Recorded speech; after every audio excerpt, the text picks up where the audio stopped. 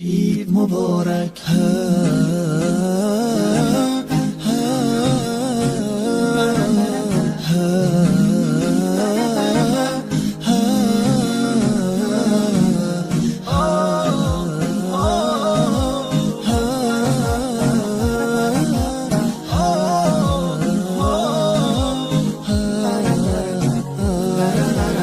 هدیه رب تبارک بر شما، عید فطر آمد مبارک بر شما. مظهر توحید و ایمان آمده، مؤمنان را عید مهمان آمده.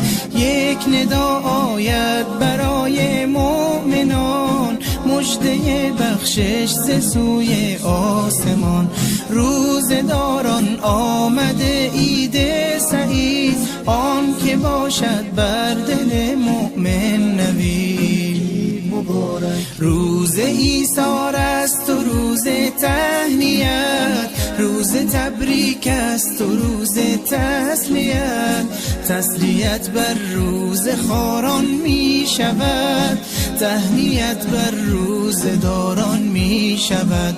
عید فطر آغاز فصل بندگیست، تا بشه فضل خدا بر زندگیست. ای که هستی طالب احسان رب، باز آ در وادی رضوان رب، باز آ در وادی رضوان رب. عید مبارک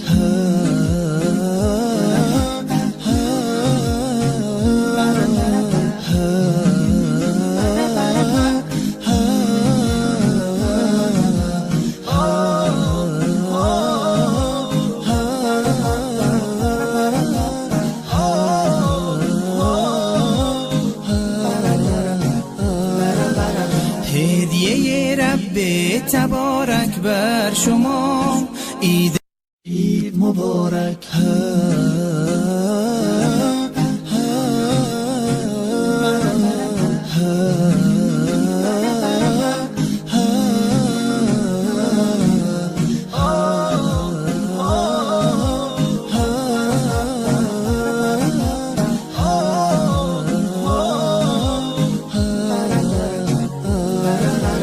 هدیه رب تبارک بر شما، عید فطر آمد مبارک بر شما.